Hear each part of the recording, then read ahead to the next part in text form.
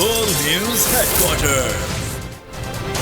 अस्सलामुअलैकुम। बोल news headquarters में खुश आमदीद। मैं हूँ आपके साथ वरीशा जुल्फ़िकार। मैं हूँ राफ़े मिर्ज़ा और मैं हूँ युसराना जम। हेडलाइंस आपने जानी आज बुलेटिन में आप देख सकेंगे। कौम दुआ गो।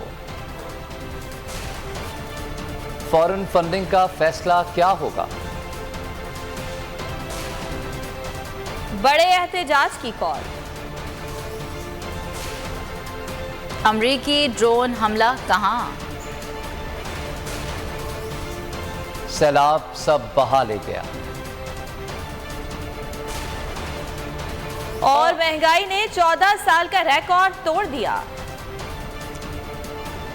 और आज ये फैसला आने जा रहा है। इससे पहले एक अहम इजलास भी इलेक्शन कमीशन ऑफ पाकिस्तान में तलब किया गया है। पीटीआई का मुस्तकबिल क्या होगा? इलेक्शन कमीशन की जानिब से 8 साल बाद पीटीआई फॉरेन फंडिंग केस का फैसला आज सुनाया जाएगा। फैसले के मौके पर रेड जोन में सिक्योरिटी हाई अलर्ट है। इलेक्शन कमीशन को आने वाले तमाम रास्तों को सील कर दिया गया है। वहाँ पर सिक्योरिटी मजमूई सूरत हाल क्या है, ये जानेंगे। हमारे नुमाइंदे मलिक सईद हमारे साथ मौजूद हैं। मलिक सईद, आगाह कीजिएगा सिक्योरिटी के हवाले से।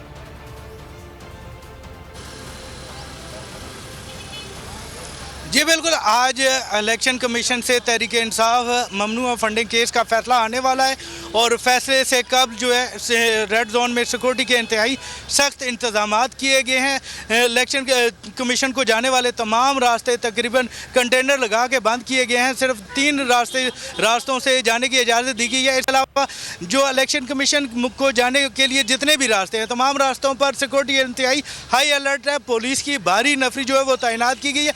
आज इस्लामाबाद के रेड जोन में तकरीबन 1000 एहलकार पुलिस और एफसी के तैनात किए गए हैं। इसके अलावा पुलिस के एहलकारों को जो है वो शेलिंग वाली गनें भी दी गई हैं कि अगर कहीं पे हजूम आता है और कंट्रोल से बाहर हो जाता है तो आंसू गैस के शेल जो है वो मार सके। इसके अलावा जो है आपको ये भी बताता चलूँ कि आम शहरियों का रेड जोन में दाखिला ममनू है। और सबसे ख़ास बात यह है कि किसी भी पार्टी वर्कर को जो है वो सख्ती से रेड जोन में दाखिले की इजाज़त नहीं दी गई।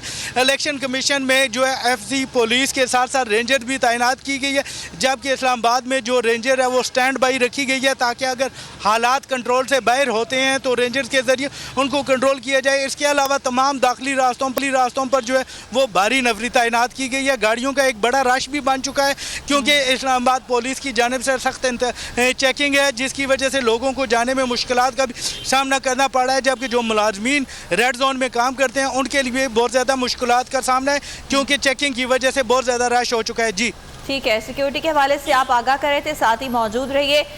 एक अहम इजलास भी आज इलेक्शन कमीशन ऑफ पाकिस्तान में होने जा रहा है। इस फैसले को सुनाए जाने से पहले उस इजलास के हवाले से बात करेंगे। अकील अहमद हमारे नुमाइंदे हमारे साथ मौजूद हैं। अकील, आगाह कीजिएगा, इस इजलास में कौन कौन शरीक होगा और क्या बताया जा रहा है इस इजलास के हवाले से?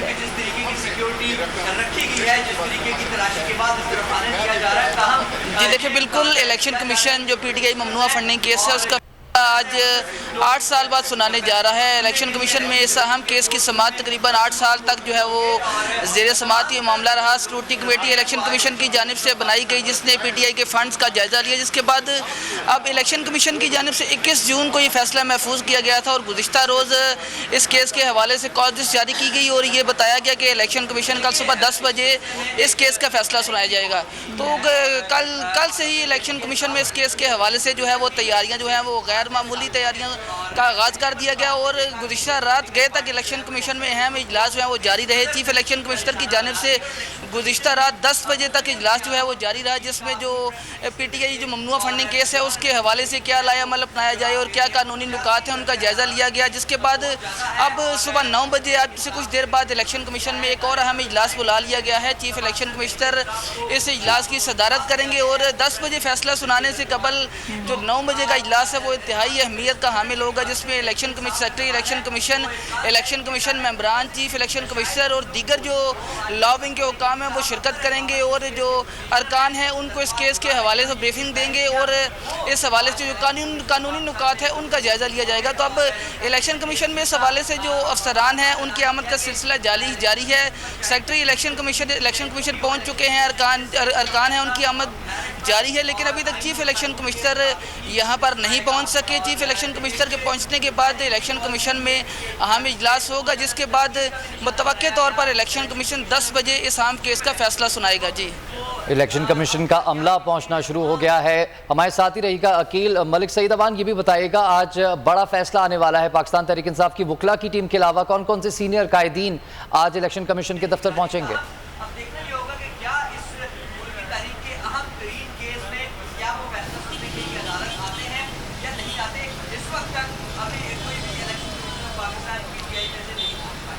आज बड़ा फैसला आने वाला है पाकिस्तान तरफ के लिए, जो एक अहम दिन आज तस्वुर किया जा रहा है। ममनुआ फंडिंग का ये केस है, इलेक्शन कमीशन की जानिब से फैसला सुनाया जाएगा। 8 साल तक ये केस चलता रहा और पाकिस्तान तहरीक इंसाफ के ही एक बागी रुकन अकबर एस बाबर की जानिब से ये केस फाइल किया गया था, जिसका आज फैसला सुनाया जाएगा। अकील अहमद और मलिक सईद अवान हमारे साथ मौजूद थे, हमें तमाम तर तफसीलात से आगाह कर रहे थे। आप दोनों नुमाइंदगान का बहुत शुक्रिया।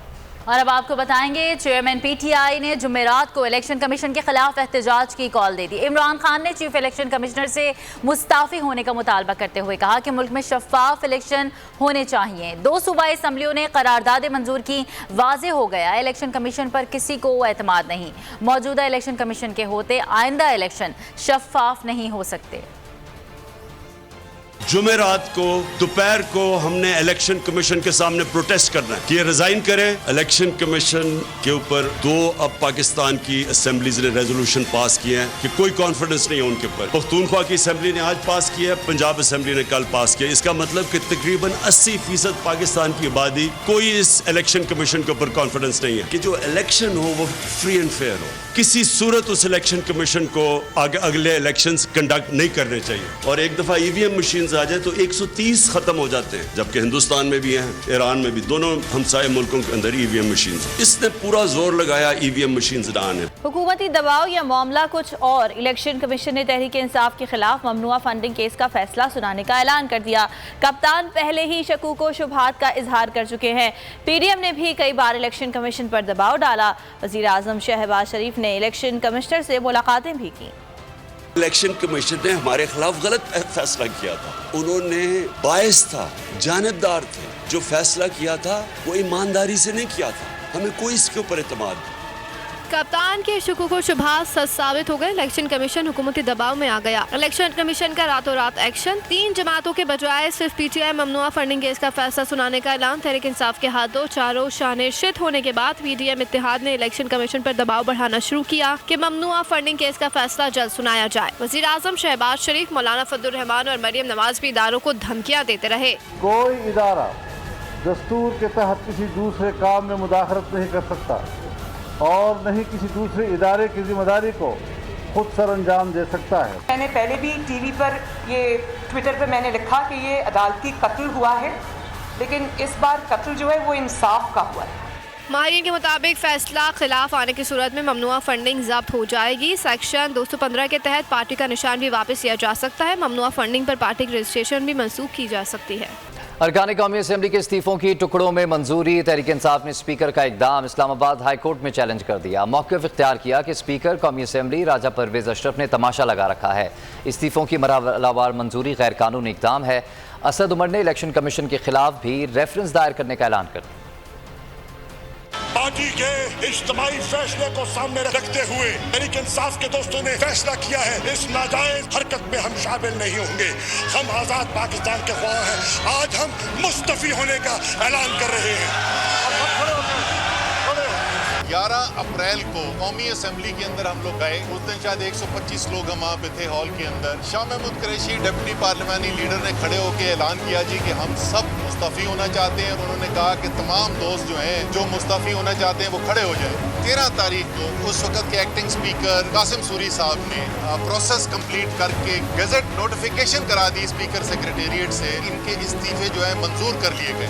इलेक्शन कमीशन के पास कौन सा कानून के अंदर इख्तियार था कि वो ये इस्तीफों को मंजूर ना करे। इलेक्शन कमीशन जो है अब वो गैर जानिबदार रियासती इदारा नहीं है। इलेक्शन कमीशन जो है वो एक फरीक बन चुका है, एक सियासी फरीक बन चुका है। नौजवानों, आपने तजवीज़ करना है कि ये इलेक्शन कमीशन जो एक सियासी पार्टी बन चुका है, इसके लिए सबसे मुनासिब इलेक्शन का सिंबल क्या होगा, वो क्या निशान है जिससे ये पीडीएम का हिस्सा बन सके और ये इलेक्शन लड़ सके।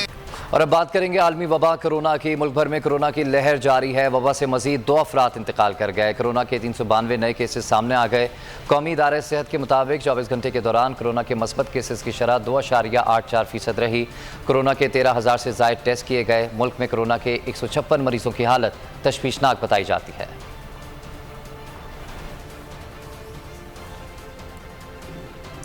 और मौसम की बात करेंगे। कराची समेत साहिली इलाकों में आज भी बारिश का इम्कान है। मौसम का हाल बताने वालों ने आइंदा 24 घंटे में लाहौर, इस्लामाबाद, कोयटा, पेशावर में गरज चमक के साथ बारिश की पेशगोई कर दी। महकमा मौसमियात के मुताबिक कश्मीर और गिलगित बल्तिस्तान में भी बादल बरसने की तवक्को है।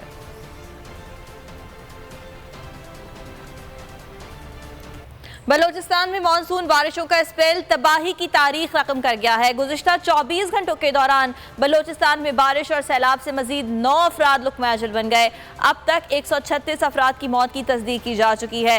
13,000 से ज़ायद मकानात मुनहदिम हुए। राब्ता सड़कें और पुल बह गए। फसलें भी बर्बाद हो गईं।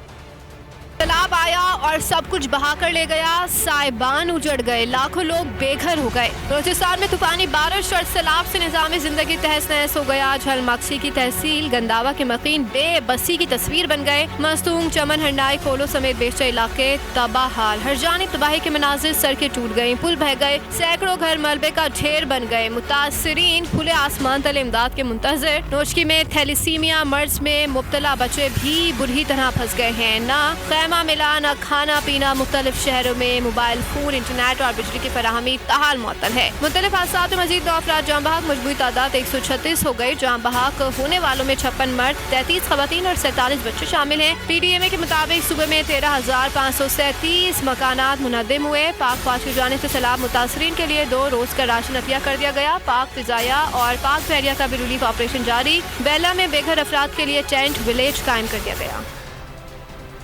बलूचिस्तान में सैलाब ने तबाही मचाई तो बोल न्यूज़ भी बोलान के बासियों की आवाज़ बन गया। तबाहाली की दास्तान सामने रख दी। बताया कि मुतासरीन के पास सैलाब से बचने की जगह है, न बारिश से बचने के लिए छत है, खाने को रोटी है और न 2 घूंट साफ पानी। माओ की गोद में बच्चे भूख से निढाल। जी, बलूचिस्तान में जो सैलाब आया है उसके बाद तबाही के वो मनाजिर हैं जो दिल दहला देते। बोल बना सैलाब मुतासरीन की ज़बान, पहुँच गया बलूचिस्तान। सड़क की ये जो तबाही हो गई है ये है लंडा नदी की, और लंडा पुल पूरी तरह से बह गया है। सैलाबी रेले जहाँ जहाँ से गुजरे तबाही की दास्तान छोड़ गए। जहाँ कोई ना पहुँचा वहाँ बोल पहुँच गया। एंकर पर्सन मुदस्सिर इकबाल तबाहाली के मनाजिर सामने ले आए। नाकाबिले बयान है वो तमाम तर मामला जो आप देख रहे हैं। अफसोस इस बात का है कि कोई इनके पास नहीं पहुँचा है दाद रसी के लिए। जिला लसबेला भी तबाहकारियों से ना बच सका। कराची कोयटा शाहराह पर ओथल के करीब पुल बह गया। मुकामी नुमाइंदे ने बोल न्यूज़ को बताया कि यहाँ पर कई अमवात हुई। लोगों के माल मवेशी बह गए। तो मवेशी बच गए या वो भी के लेके गया। अगर ये पुल न टूटा होता सारा पानी उथल शहर को बहा ले जाता। बोल न्यूज़ ने ऐवानों के ठंडे कमरों में बैठे लोगों को झिंझोर डाला। बलूचिस्तान के बेयारो मददगार अफराद की आप बीती सुनवाई। मुश्किल वक्त में कोई आया है आपके पास? कोई नहीं आया। और अब बात कर लेते हैं बारिशों के बाद की तबाही की। मुसलसल बारिश से बलूचिस्तान करते रहे। शहबाज शरीफ ने बलूचिस्तान में सैलाब ज़दा इलाकों का दौरा किया। अपनी हर अदा को भरपूर अंदाज से कैप्चर किया। बलूचिस्तान में मानसून की तबाहकारियां, मुतासरीन का सब कुछ ही बर्बाद हो गया। यही देखने वजीर आजम बलूचिस्तान पहुँचे। सर पर कैप, ऊपर छतरी और साथ पूरा लाओ लश्कर। हर अदा को किया गया भरपूर कैप्चर। मुतासरीन को दिलासा दिया सब ठीक होगा। तबाहकारी इतनी हुई जो कि नाकाबिले बयान है। सब अच्छा नहीं है, खामियां भी हैं, उनको दूर करने की पूरी कोशिश की जा रही है। सैलाब मुतासरीन के लिए इमदाद का सिर्फ ऐलान किया, जो उन तक पहुंचेगी कब किसी को नहीं मालूम। पानी में उतरे, बच्चों से खेले। इंतजामिया की नाअहली पर गुस्सा भी दिखाया। वजीर आजम साहब ने एक एक लम्हे का फोटो शूट करवाया। तूफानी बारिश और सैलाब ने बलोचिस्तान का निज़ाम बर्बाद कर दिया। मुख्तलिफ हादसात में मजीद 9 अफराद जान से गए, तादाद 136 हो गई। झलमक्सी के मकीन बेसरो सामानी में इमदाद के मुंतज़िर हैं। ऐसे में पाक फौज मुतासरीन की दाद रसी के लिए सबसे आगे नजर आने लगी। पाकिस्तान आर्मी उम्मीद की किरण बन गई। सैलाब मुतासरीन के लिए 2 रोज़ का राशन अतिया करने का ऐलान कर दिया। पाक बहरिया ने खुले आसमान तले मदद के मुंतज़िर अफराद के लिए बेला में टेंट विलेज कायम कर दिया। पाक फजाइया का भी बलोचिस्तान में रिलीफ ऑपरेशन जारी। ISPR के मुताबिक सिंध, बलोचिस्तान, जनूबी पंजाब, KP और गिलगित बल्तिस्तान मुतासरा इलाकों में शामिल हैं। फौजी फाउंडेशन के तहत आटा, चीनी, चावल, चाय, पकवान, तेल, खुश्क दूध और दालें मुतासरा खानदानों में तकसीम की जा रही हैं। मुल्क भर में सैलाब की तबाहकारियाँ, हर जानिब तबाही के मनाजिर। बस्तियों की बस्तियाँ सफ़ेद हदसी से मिट गईं। फसलों को शदीद नुकसान पहुँचा। सड़कें और पुल बह गए। मकानात गिरने और मुख्तलिफ हादसात में दर्जनों अफराद चल बसे। दरियाओं में पानी की सतह बुलंद, डैम्स भी भर गए।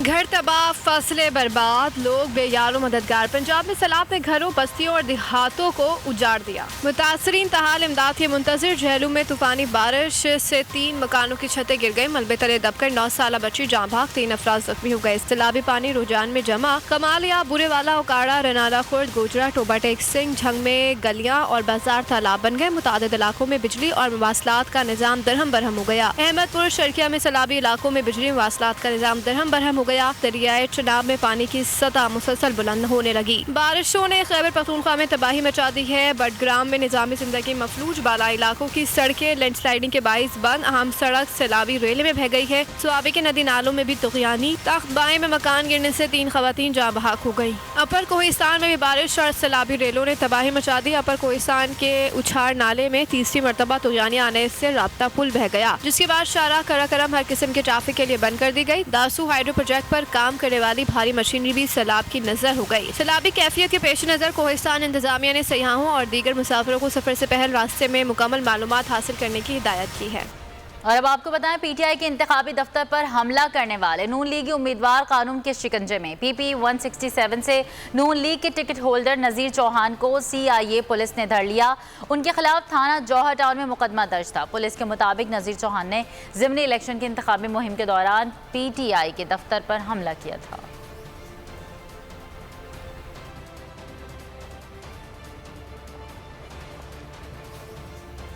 जिसने जुल्म ढाया, बच्चों और खवातीन को निशाना बनाया, सबका एहतसाब होगा, किसी को नहीं छोड़ेंगे। पंजाब हुकूमत इन एक्शन, कोई नहीं बचेगा, एहतसाब सबका होगा। लॉन्ग मार्च के दौरान अवाम पर तशद्दुद में मुलविस एहलकारों के खिलाफ हुकूमत का घेरा तंग। पंजाब हुकूमत ने मजीद 2 अफसरान के तबादलों का नोटिफिकेशन जारी कर दिया। Additional IG special branch Punjab doctor Usman Anwar को तब्दील करके उनकी खिदमात वफाक के सुपुर्द कर दी गई। DIG ऑपरेशन सोहेल चौधरी को भी ओहदे से हटा दिया गया। PTI रहनुमा शहबाज गिल कहते हैं कि जिसने खवातीन की बेहुरमती की, उन सब का एहतसाब होगा।